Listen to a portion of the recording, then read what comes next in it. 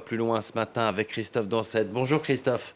Bonjour Damien. Voilà pour ces résultats au Portugal, cette montée de l'extrême droite, ce fort recul du Parti Socialiste qui dirigeait le pays. Comment l'expliquer? On parlait souvent de miracle économique au Portugal. Oui, c'est vrai, le pays a connu un spectaculaire rebond économique. Lui qui, il y a une dizaine d'années, s'était pris la crise de 2008, puis celle de la dette de la zone euro en pleine face, devenant en 2011, avec la Grèce, finalement le maillon faible de cette zone euro, obligé d'être aidé par un plan de sauvetage de 78 milliards d'euros. Mais derrière, le Portugal a opéré un redressement de ses comptes publics. Le déficit public est passé de moins 10% en 2010 à un excédent budgétaire l'année dernière, 0,8%. Et il devrait encore être sur un excédent budgétaire cette année 2024. Seule l'Irlande ou Chypre font aussi bien. La France, c'est plus de moins 4%. La dette, elle aussi, recule de manière assez impressionnante, passant de 132% du PIB en 2014 à 98% en 2023, c'est-à-dire sous les 100%. Et le pays est l'un de ceux qui, en Europe, a la plus forte croissance, 2,3% l'année dernière. Ça devrait encore être 1,5% selon les prévisions cette année. Il a attiré des start-up, des nomades digitaux, le secteur du tourisme aussi qui a explosé, qui représente aujourd'hui 15% du PIB, 25 milliards de chiffre d'affaires en 2023.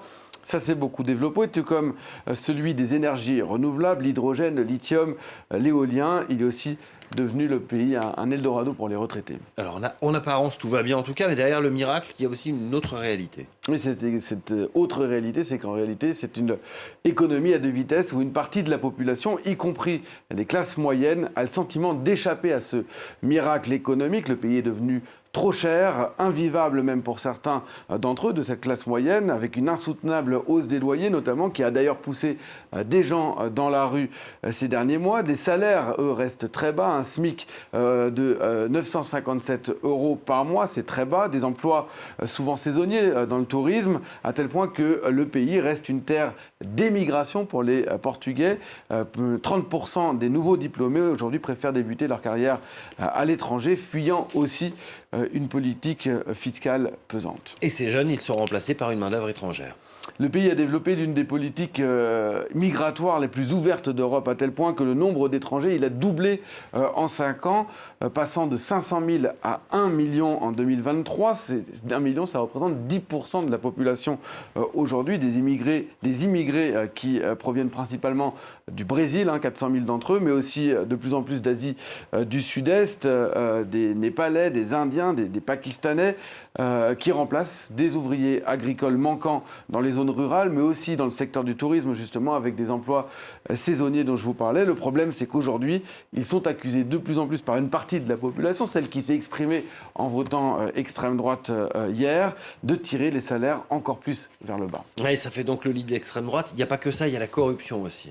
Une corruption qui a toujours existé au Portugal et qui a fait tomber le précédent gouvernement, celui d'António Costa, une affaire de marché public truqué sur le lithium, qui a terni l'image du Parti socialiste, mais aussi le président conservateur qui, lui aussi, est accusé par la presse d'avoir joué de son influence pour aider des amis de son fils pour décrocher des passe-droits au sein du système de santé publique, sans parler d'autres affaires, pour en citer une d'entre elles, par exemple celle qui touche le groupe Altis. Le pays a une note de 62 dans l'indice de corruption de Transparency International, ce qui le place parmi les plus mauvais élèves en Europe. Merci beaucoup Christophe.